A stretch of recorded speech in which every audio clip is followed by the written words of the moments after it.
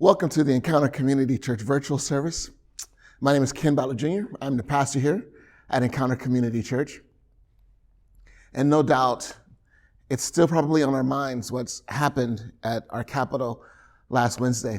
So before we move too much further, I just wanted to take some time to pray for our nation. Let's pray. Father, I just want to come before you. And I just want to lift up America to you as a whole. Father, I pray that you would begin to create a movement in this nation, Father, where our nation can be healed. Father, there's no doubt that there are some challenges that as a nation that we face, but probably one of the greatest right now is just the level of division that exists within America. But Father, I know you, and I know the capacity of those who follow you. And I pray that for those who truly are committed to you, that we're able to bridge this gap. Father, that we are able to create a movement of healing that will bring about renewal in our nation, that will bring about unity in our nation. That although we may have our differences, that we can still come to the table, meet, discuss them, talk about them, and move forward in such a way that we bring about the best solution possible. And that also we are as great of a nation that we can be as possible. In all these things we ask in your name, amen. And just to let you know, you did tune in for a really great morning, because in the message today, I am going to talk about what can we do to see healing happen in our nation. So make sure that you stay tuned for that. For those of you that are watching, that are looking at ways that you can get involved with Encounter, there are several ways that you could do that. One is financially. So if you would love to give to support the things that we're doing, such as our mobile food bank, which is coming up on Wednesday, there'll be more about that in the announcements, but just elements of ways that we can continue to serve in our community. If you'd love to be able to support that, then that's one way that you could give, is to send a check to this address here. Also, if you want to give via text, you could text that number at 424-373-3583. You could text the amount that you want to give. And then also you could be able to give it online. So if you go to encountercommunity.church/online giving, you can find us there. The link will also be in the description as well. And also, if you're looking for other ways to be involved, the announcements are about to play. And then after that, Ariel is going to lead us into a couple songs for worship. But again, thank you so much for joining us this morning. So excited that you're here.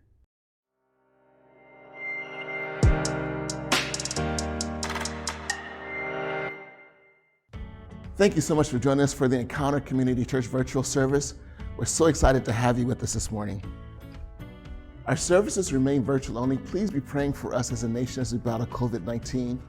Hopefully we'll be over this hurdle soon, so that we can begin to gather and meet once again, but also be praying for the protection of our nurses, doctors, everyone in the medical profession, as well as be praying for those who are sick.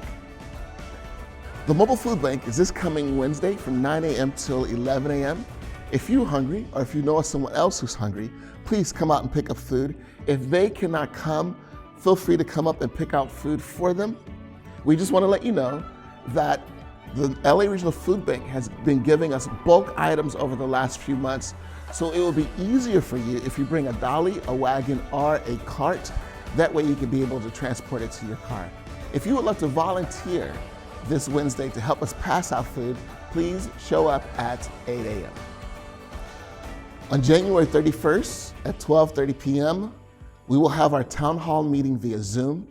It's just a way for you to be able to find out what's happening at Encounter. If you call Encounter your home, we look at our finances, our plans, and things that are going on with the church, as well as looking at the vision for us to be the best church that we can be.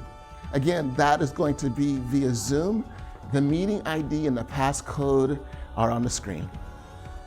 We're doing something a little bit differently with our virtual services now.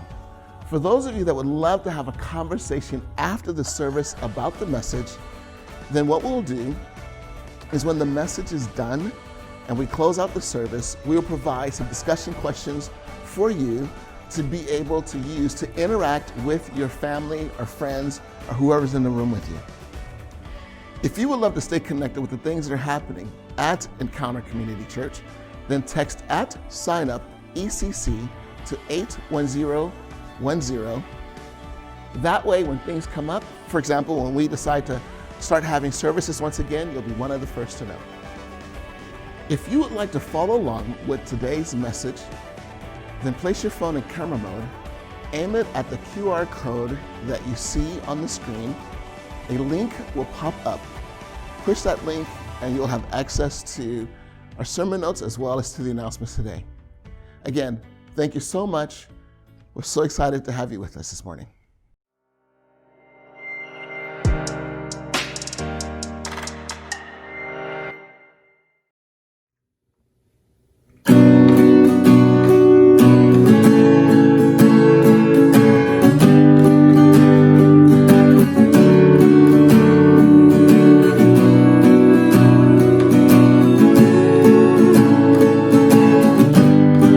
Let's sing this together. Oh, how high. Oh, how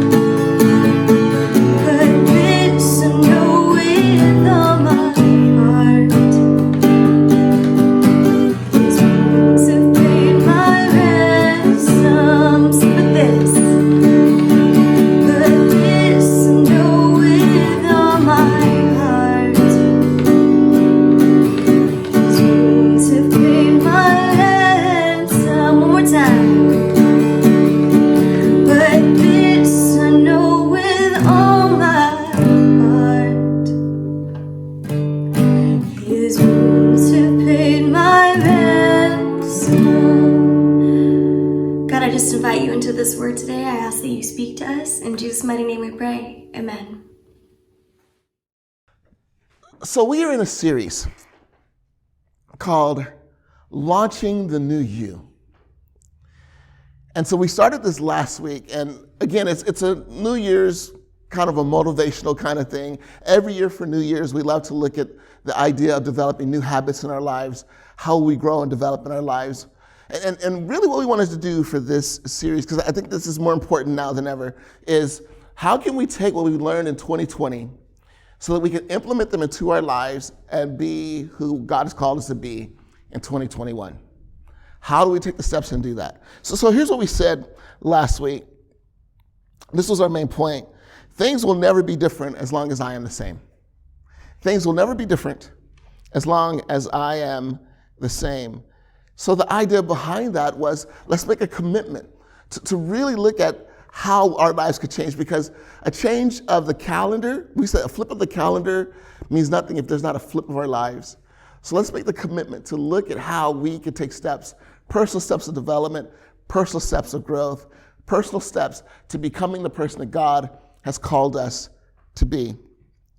Now, last week when I talked about moving from 2020 into 2021, one of the things that I said is that there will be ramifications from 2020 that will carry over into 2021. There will be side effects, there will be consequences from 2020 that will carry over into 2021.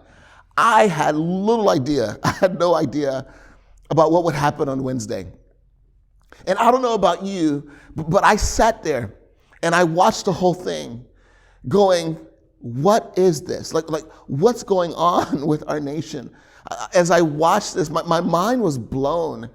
And I just really couldn't, at some point, wrap my head on the reality of this happening in America. I just couldn't. And I don't know about you, but maybe there was some element of that you struggled with trying to reconcile and trying to figure out as well. And I mean, there's many other conversations and discussions that have come as a result of this and trying to figure out what to do moving forward. But I'll tell you, as I saw that, here's one of the things that stood out to me was this simple question, and that is, why is this happening in America, and what is our hope? Why is this happening in America, and what is our hope? You know, the title of the message today is very simple. It's Heal Our Land. It's Heal Our Land. And how do we do that? How do we take the steps as necessary to bring about reconciliation? Because there's no doubt, when you look at 2020, one of the things that 2020 revealed is that there's some brokenness that exists in America. And there is some healing that has to happen in America. So how do we bring about that? How do we bring that about? How do we make that happen? How do we do that? And as I begin to just reflect on just what we're going to be looking at today and what we're going to be talking about today, because that's really what we're going to look at is healing our land, healing our nation. I started to think about some moments, because are there moments in your life that filled you with the hope, that filled you with the possibility of what could be? Because I think if we're going to go back, if we're going to fix our nation moving forward, we have to remember the hope that we had before all the challenges happened. And as we know, as long as history of America has existed, there's always been challenges. But the thing that moved us forward was the possibility of what could be. So begin to think about, what are some of those iconic moments in your life that filled you with hope? I can take you through some of mine. One I could think of, just for me personally, the iconic moment that filled me with hope and filled me with the possibility of what could be, is when I was standing at the altar and the door opened and there stood my bride. That was one of those moments that marked me. I can also think about when I was in the hospital and my eldest son was born. Just thinking about the hope and the possibility of what could be.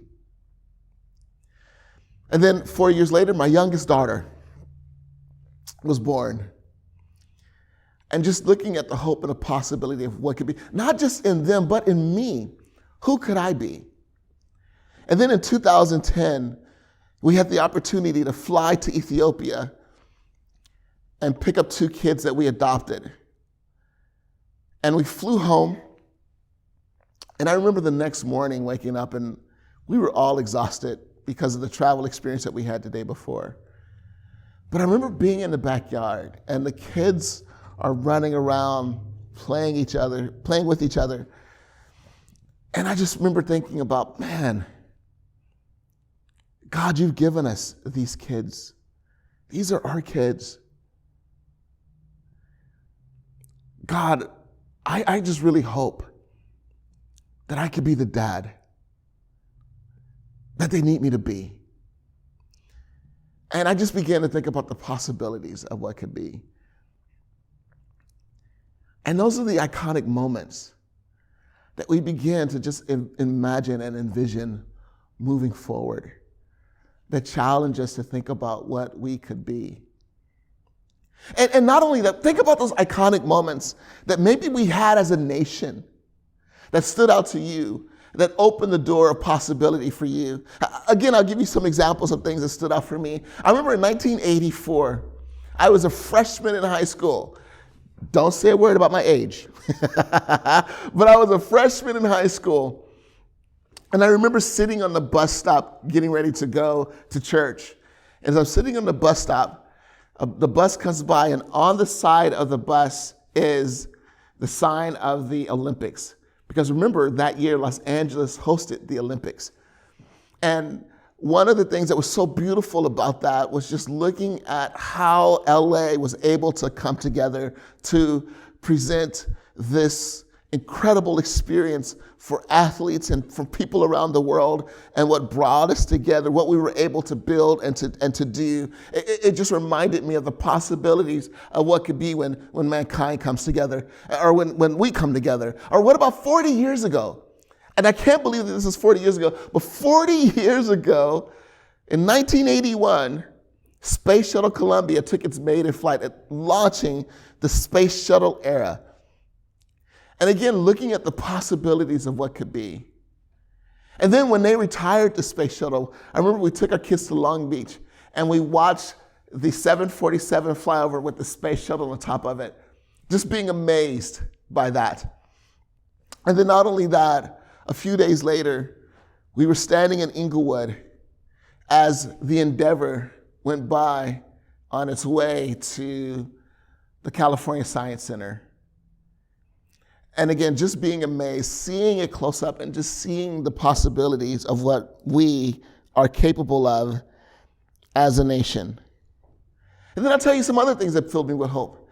When Martin Luther King Jr.'s birthday was declared a national holiday, I remember there being such a celebration within Black culture of that day, maybe just celebrating that there's a possibility that we've moved forward. And then we fast forward to years later when Barack Obama became the very first Black president. And I remember just being filled with hope, the possibility. I remember Barack saying, yes, we can. And I just thought about just maybe we move forward as a nation. There's some steps that we've taken. And I'll tell you another moment that filled me with hope of the possibilities of what could be when you have people that come together to make a difference. And that was in 2002, when my Tampa Bay Buccaneers, I can't even say it with a straight face, when my Tampa Bay Buccaneers won the Super Bowl, because that's the one moment that we as Buccaneer fans have to be able to hold on to. But again, I just think about the possibilities of what could be. Now, why is that so important? Why am I bringing us to that point? It's because there was this one point in Israel's history where there's a king named Solomon. And Solomon, his dad, David, had prepared this task. He had said to Solomon, Solomon, you're going to be the one to build a temple for God. And so Solomon goes through this process once he becomes king, and now this temple is completed. And there was nothing like it in all the world. Nothing like it in all the world. And it was this day of celebration. And I'm sure for Israel, this was an iconic moment. This was a moment that marked the possibilities of what could be. What will we be as a nation? The hope that we have as a nation. God is with us. I mean, just think about what must have happened in the celebrations that day and how excited they were. And Solomon even puts it this way in 2 Chronicles chapter 6, verses 1 and 2. It says, "Then Solomon prayed, 'O Lord, you have said that you would live in a thick cloud of darkness. Now I have built a glorious temple for you, a place where you can live forever.'" A place where you can live forever. So what it is Solomon gives us this picture of what it is that he's been able to create. I mean, think about this. You have this massive God, omnipotent, magnificent, who cannot be contained, who has said, "I have chosen you as a people to be amongst, to live amongst, to be my people." And now you created this temple, and this temple is a dwelling place of the living God. I mean, just imagine how excited Solomon must have been in that moment, and the nation must have been in that moment. And as America, we've had some of those moments as well. We've had some of those moments that are iconic, that we can go back, that we can look at, those moments that we celebrate, those centennial moments that we celebrate once a year. We've had those moments that we can go and look back and think about what our forefathers were thinking and what people were thinking in a moment, and looking at the possibilities of what could be. And the reason why I'm taking you to that place is, as I said before, in order for us to heal as a nation, let's remember where we've come from. Now, have there been problems in America since its existence? Yes. Are there things that we still need to work through? Yes. But also, have there been those moments where we can look back and we can say, that was a defining moment, and being able to move forward, where we can look at the possibility of what can happen when mankind comes together, when we come together, when we put our heads together, when we put our differences aside. What can happen when we come together? And we looked at the possibilities of what could be. Such hope. Such iconic moments. But we've also had some challenging moments in America as well. And some of those most challenging moments have happened in 2020.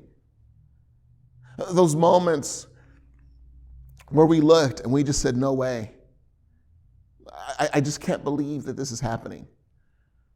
Those moments that we felt hopeless as well. And what I wanted to do this morning is I wanted to give us an opportunity to be able to choose hope. I wanted to give us an opportunity to be able to recognize the possibilities of what we could be, that can still be healed and we can still move forward. So on that day that Solomon dedicated the temple, he was very real with God. And he said to God, "God, this is your dwelling place, to live and be amongst us. But Father, I also want to pray this, that if there's a time moving forward where we turn against you, then I pray that if our people recognize that and they are able to see what they've done wrong, and they're able to recognize that and turn their lives around, Father, may this be a place where they can know that they're forgiven. That if, as a result of the choices that our people make, that if we lose our land because of our choices, and we are exiled into another place, that God, in that place of exile, that we'll recognize what it is that we've done wrong. And if we do that, and we come before you, God, asking you for your forgiveness, may we know your restoration. May we know your healing. May we see that implemented into our lives as well. So Solomon prays this prayer. You can read it more in detail as you go through 2 Chronicles chapter 6. Read that chapter, you can read more of the prayer. I just summed it up for you. But as you go through that, then you get to chapter 7. And what happens in chapter 7 is God responds to Solomon's prayer. And in that response, what God does is God also gives us a clue on what we can do to be able to heal our nation. What we can do. So it starts in chapter 7, verse 13. And it says this: "At times, I may shut up the heavens so that no rain falls, or command grasshoppers to devour your crops, or send plagues among you." Now, you may be looking at that, you may be thinking, well, God, that seems kind of cruel. Why would you do that? Why would you do that? Think about it as a parent, as a mom or dad. One of the things that you do with your children, because you want your children to be the best they can be, is if your child makes a decision that falls outside of a certain guideline, what you do is you introduce consequences into their life. Not because you're evil, not because you're mean, not because you just want to punish them. Many times, we institute consequences into the lives of our children because we're hoping that it will help them to recognize and be able to self-manage and self-govern themselves. That they will be able to say, wow, I made this decision was wrong, this is the consequence of that, I don't want that consequence anymore, so I'm gonna make some different decisions moving forward so that I can be a better person. So that's why when God says this in 2 Chronicles 7:13, literally what he's saying is, if you make those choices, there will be consequences. There will be consequences. Because here's what I'm hoping, is it's many times when we have consequences that it causes us to recognize that something's wrong. It is not until the consequence happens that we recognize that I've done something wrong, something is wrong, I've acted wrong, and it causes us to have to come face to face with ourselves. And I think that this is what needs to happen in America. Is I think we need to come face to face with the fact that there are issues that we need to deal with. And I know that some people will say that. I've said that. I know, and some of us will say, well, obviously, Ken, there are problems. But here's the thing that I found really interesting. When it comes to shooting for a solution, we're only motivated to shoot for a solution if the problem affects us. If it doesn't affect me, I don't really care about it. And I don't really do anything to change it. And not only that, one of the things I've seen that we can be challenged with in America is to deny that a problem exists. Like I said before, if the problem doesn't affect me, then I feel like there is no problem. I'll give you an example. If I had a woman come to me and complain to me about her job, about her situation that she's in, about the lack of opportunity to be able to advance and move forward, I can look at her and I could say to her, what are you complaining about? Things are better for women. I mean, you can vote now. You can have jobs now. You can even be a CEO now. Like, things are better for women. The circumstance, things have gotten better in our nation. It's better for a woman in America today. And I can look at her and I can deny the problem exists. Why? Because it doesn't affect me. Why? Because I'm a man. I'm a man. This problem doesn't affect me. I don't even notice that there's a problem. Why? Because I'm not affected by the problem. I'm not a woman. I almost said I'm not a man. That's a whole different conversation, right? But because I'm not a woman, I am not a woman. So I don't see life from a woman's perspective. I don't see the challenges from a woman's perspective.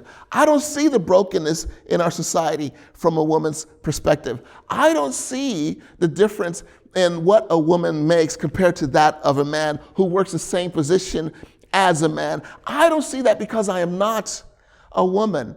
And just because I don't see it doesn't mean the problem doesn't exist. And one of the things that 2020 revealed to us is that there are some problems that exist in our culture, that exist in our nation. And we must make a commitment to not deny that the problem exists because it doesn't affect us. And that happens so much in 2020. So much in 2020. So it's not until we see the fallout of a problem that we can begin to recognize that there is a problem. And once we're able to get to that point, now we get to 2 Chronicles chapter 7, verse 14. Because what God does is God now gives us the recipe for change. He gives us the recipe for healing. And it says this, "Then if my people who are called by my name will humble themselves and pray and seek my face and turn from their wicked ways, I will hear from heaven and forgive their sins and restore their land." This is the way. This is the way that we can fix America. This is the way that we can heal our nation. This is the way that we can heal our land. This is laying it out for us. And so what I want to do is just take the rest of our time together and just dig into this. Because I really do. I think that this is really powerful. So the first thing he says is if we will humble ourselves. If we will humble ourselves. Now, the Greek word for that, I'm sorry, not the Greek word, but the Hebrew word for that is kana. And it talks about this aspect of humility. And I just want to give you a picture of what that humility looks like. Have you ever been out in the wilderness and you look up and you see this magnificent bird that flies over? You ever seen that? Like, I've been to the pinnacles and I've seen the condors fly over. I've seen hawks. Maybe some of you have seen eagles. And there's something about when you see that bird and its its wings are spread, and you see the size, the magnificence, the speed, the glory of that bird. You see its power. You see that. That's because its wings are spread. You know what humility is? Humility says, or the picture of the humility that is given in this verse is when that bird lands and his wings are brought in. And you no longer see the magnificence or the glory of the bird. You might see the size of the bird just because it's so big, but you don't see its glory because now its wings are in. That is the idea of this humility. I'm not beating my chest. I'm not drawing attention to myself. I am in a position now to where when I bring my wings in, it is also a position of vulnerability as well. So I make myself vulnerable. I'm able to humble myself. I'm able to see the world that is around me. I'm able to see the world that is around me and even remove myself from the context of that world to be able to see that world. In that way, I'm also able to acknowledge if there are problems in the world, even if they don't affect me, the problems still exist. The problems are still there. There is a humility that's there, the humility to be able to listen to others and hear their story, hear their challenges, hear their setbacks, hear their wrestles, to be able to hear that. And not just listen, and not just hear it, but to be able to listen and listen empathetically, where I'm able to now put myself in your shoes, to feel the problem, to feel the existence of what it is that you're going through, to feel the challenge of what it is that you're going through. That's the idea of the capacity of this humility. And then it says, if they will humble themselves and pray. And pray. So what is it that we're praying about? What is it that we're praying about? See, in verse 13, now I acknowledge that there's a problem. Now that I'm humble, I'm able to admit that there's a problem. And now that I'm praying about the problem. I'm praying about the challenge. And not only that, I'm also praying about my role in it. Maybe I have to reach that level of humility to be able to say, not only does a problem exist, but I was complicit in the problem. Maybe I wasn't an active participant that caused the problem or keeps the problem going, but I was complicit because of my silence, because I wasn't involved, because I didn't make a difference, because I didn't really care, because it didn't affect me. But now I'm realizing that the problem is there, the problem exists, and I must do something about it. And so that's what that prayer is. That prayer is coming before God and saying, God, we acknowledge that there's a problem. And God, we acknowledge, and we just pray for your solution. And that's why the next step is so important. It says that we pray and that we seek his face. If you will seek my face. And that idea of seeking, it's pursuing. But we did something really fun as a family one evening, is we turned all the lights off. And then we played glow-in-the-dark hide and seek with our kids. And it was a blast. We had such a fun night that evening. And I can tell you that some of us were easier to find. Now, we had glow sticks on us, and everything, so it made it a little bit easier to find us. But I can tell you now, I didn't need the glow stick. I couldn't fit in many places to hide. So my kids found me pretty easily. But in the evening, as we played each sequence, there was always one of our children who found such an incredible place to hide. And the person who was the seeker would keep looking and keep looking and keep looking. And sometimes what would happen is other kids would join to help the seeker to find the child, because our child had found such an incredible place to hide. Such an incredible place to hide. And it would blow my mind to see the places where our kids would come up with to be able to hide, and hide so very well. It was just amazing to see that. But the seeker refused to quit. The seeker refused to give up and would not give up until they found the one who was hidden. That's the idea of this seeking, is God, I will not quit. I will not give up. I will not fail. I will not back down. I will come after you and seek you and seek you and seek you and seek you and seek you until I find whatever it is that I am seeking you about. And for many of us, if we humbled ourselves about the problem and we prayed about the problem, now we're seeking God for a solution to the problem. And not only that, we're seeking God to look at how can we step in and be a part of the solution for the problem. So we'll humble ourselves, pray, seek his face, and it says, and turn from their wicked ways. And turn from their wicked ways. That's the challenge. Is, can we turn from the ways in which we have caused the problem? Maybe even our silence, that we've caused the problem. And maybe turning from our wicked ways, maybe part of that is education. Maybe I will educate myself on the plight of others and the challenges of others and what it is that they're going through. Maybe I will have conversations that will educate me so that I can begin to understand how to see life from their perspective. And although I might not see the problem, they live in the problem. So let me understand it from their perspective. Let me see it. Let me walk in their shoes. Let me spend time with them. Let me go to their home after COVID is done. But let me do that. Let me do all of those elements so I can begin to understand. Let me educate myself. And then maybe in educating myself, maybe the next step might be to begin to educate others. Maybe the next step might be is I need to come out of my silence and begin to communicate about this challenge or about this problem. And maybe, just maybe, there's some things in me where I have been part of the problem, and I need to change that. I need to change those ways. And then I love this. Then God says, I will hear from heaven and forgive their sins and restore their land. I will hear from heaven, forgive their sins, and restore their land.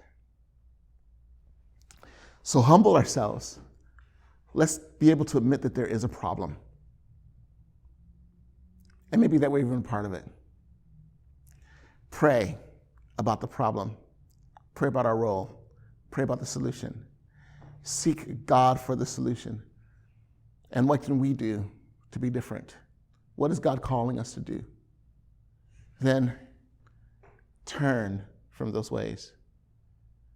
So we are moving from the direction that we were going in 2020 to now we're heading in a brand new direction in 2021. If we're able to do this, we will heal our land. And I want to make sure that I emphasize something that's really important. This has to start with you and me. It has to start with you and me. It has to. So let's look at these steps and begin to take these steps to examine ourselves and again be part of the solution. But that's the thing. What does it mean to be part of the solution? It means I need to step outside of my comfort zone.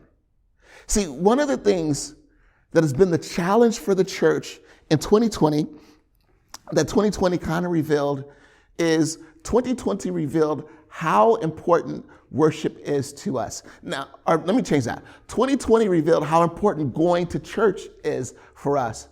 And I think it is important. I think we should continue to go to church. Once COVID is over and we're able to come together, we're able to gather, I think we should continue to do that. Please don't get me wrong. But what 2020 revealed for many of us as believers is all we did was go to church. And so when church was taken away from us, then what it did is it affected our mindset, it affected our commitment, it affected our compassion. See, it's so important for us to begin to realize that church is not about the going to, but the becoming. So I want to challenge us to not just be people who go to church, but we are people who become the church. That we are people who are the church. And what does it mean to be people who are the church? It means that maybe I step out and I feed the hungry. It means that maybe I volunteer at the local high school or local middle school or local elementary school or preschool, but I'm volunteering to invest in kids. It means that maybe I stand up for a cause because I know in standing up for that cause is going to help those who are the beneficiaries of my standing up. It means that I need to step outside of my comfort level and really begin to love others. Make sure we don't allow 2021 to be the year we just continue to go to church. Let's step out and let's be the church that God has called us to be. Because here is really the main point of everything that I'm saying today, is the hope of the nation starts with you. It starts with you. And then once your life has changed, begin to look at how can my neighborhood change? And if the neighborhood changes, then together with the neighborhood, you can start to look at how does our community change?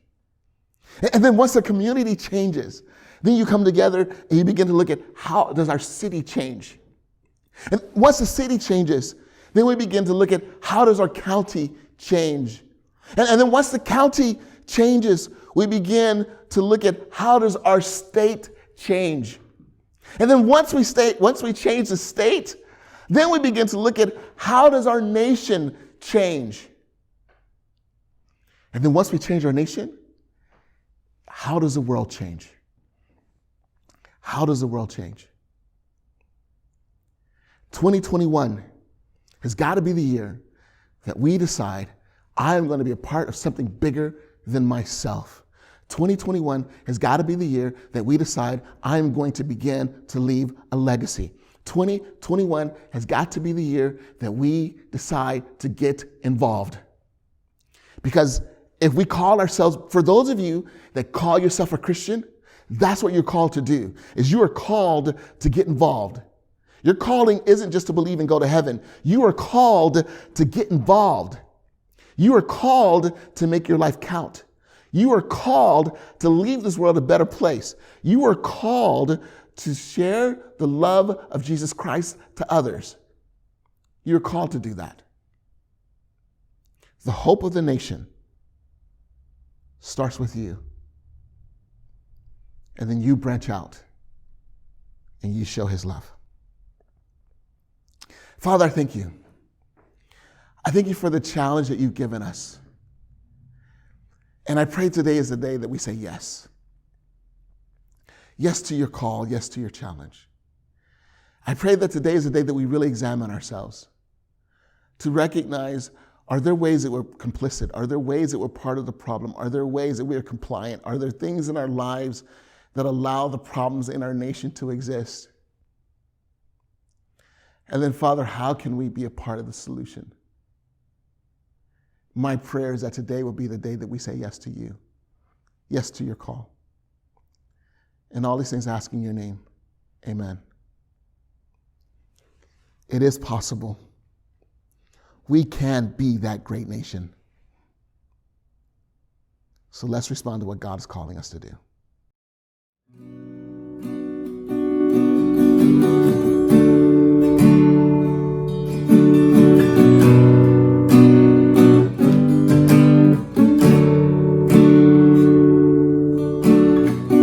There's a grace where the heart is under fire. Another way where the walls are closing in. And when I look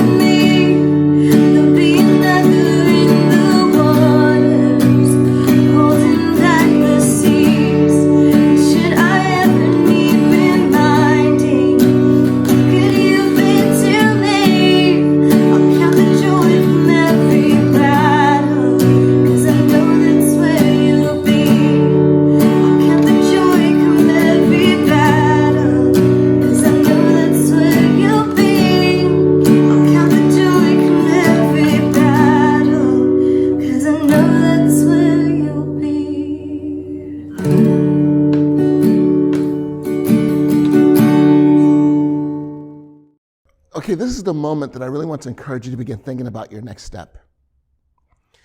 As you look at your life, again, it's so important, as I said in the message, that we have to move from going to church to being the church. That means that we have to step outside of our comfort zone. How can you begin to touch the lives of others? Maybe your area that God is giving you, maybe there's a coworker that you work with that God wants you to begin to just talk with and connect with and build a relationship with. Maybe it's someone at your school. Maybe it's time for you to begin to volunteer. Maybe there's been some ways you've been thinking about it. Maybe you're thinking, I would love to start to volunteer at the mobile food bank or some other way. And if you're not sure, but you're thinking, I want to do something, then do this. For those of you that have decided that you want to respond in some way, if in the chat you could just write maybe, volunteer. And if you know what it is that you'd like to volunteer for, maybe put volunteer mobile food bank, volunteer with teens, wherever it might be. If you think your place for focus is your work, then just write work. I would just love the opportunity to be able to pray for you. If you're not sure, like you know that you want to do something, you're just not sure what it is, just put a question mark in the chat. And then what I will do is I will reach out to you. And then we can figure out a way to get together to discuss and chat. Maybe it's just through email or through the phone. But we'll figure out a way to talk about this together so that we can figure out, or that you can figure out what God is calling you to do and really begin to make a difference and influence the lives of others. We would love the chance to be able to do that and just be able to pray for you as well. Now, for those of you that just would love prayer, you don't want to be contacted or anything like that, but you just want someone to pray for you, then just do the praying hands emoji. Just put that in the chat. I'll see that, and I would love the opportunity to be able to pray for you as well. For those of you that are watching on YouTube or Facebook, please either follow us or subscribe to our channel. That way, when we post new things, you'll be notified about it. When we post the virtual services, you'll get the notification that that's going to be up next Sunday or the following Sunday as well. And again, just a quick reminder, Encounter is about 3 things. Love up. How can we continue to fall more in love with God? Love out. What are ways that we can begin to truly love others? And then love in. What are you doing to love yourself? Because that's what Jesus Christ has called us to do. Love God, love others, love ourselves. So let's make a commitment and let's do that. Again, for those of you that are watching and you want to have a discussion question with your family, with your friends, for those who are in your home with you, the discussion question will play after this. And then for those of you that have missed the announcements, it'll play following that. But again, thank you so much. God bless you. And we'll see you next week.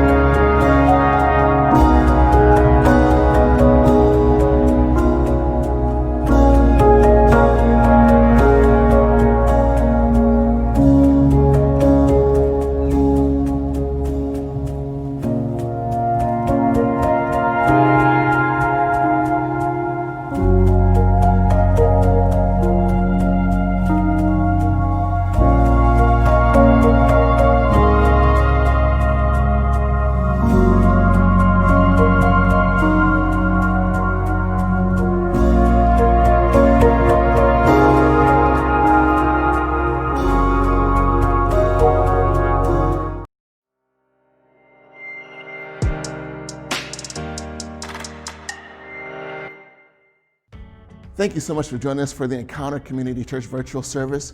We're so excited to have you with us this morning. Our services remain virtual only. Please be praying for us as a nation as we battle COVID-19. Hopefully we'll be over this hurdle soon so that we can begin to gather and meet once again. But also be praying for the protection of our nurses, doctors, everyone in the medical profession, as well as be praying for those who are sick. The mobile food bank is this coming Wednesday from 9 a.m. till 11 a.m. If you're hungry or if you know someone else who's hungry, please come out and pick up food. If they cannot come, feel free to come up and pick out food for them. We just want to let you know that the LA Regional Food Bank has been giving us bulk items over the last few months, so it will be easier for you if you bring a dolly, a wagon, or a cart. That way you can be able to transport it to your car. If you would like to volunteer this Wednesday to help us pass out food, please show up at 8 a.m. On January 31st at 12:30 p.m., we will have our town hall meeting via Zoom. It's just a way for you to be able to find out what's happening at Encounter. If you call Encounter your home, we look at our finances, our plans, and things that are going on with the church, as well as looking at the vision for us to be the best church that we can be. Again, that is going to be via Zoom. The meeting ID and the passcode are on the screen. We're doing something a little bit differently with our virtual services now. For those of you that would love to have a conversation after the service about the message, then what we'll do is when the message is done and we close out the service, we'll provide some discussion questions for you to be able to use to interact with your family or friends or whoever's in the room with you. If you would love to stay connected with the things that are happening at Encounter Community Church, then text @signup ECC to 81010. That way, when things come up, for example, when we decide to start having services once again, you'll be one of the first to know. If you would like to follow along with today's message, then place your phone in camera mode, aim it at the QR code that you see on the screen. A link will pop up. Push that link and you'll have access to our sermon notes as well as to the announcements today. Again, thank you so much. We're so excited to have you with us this morning.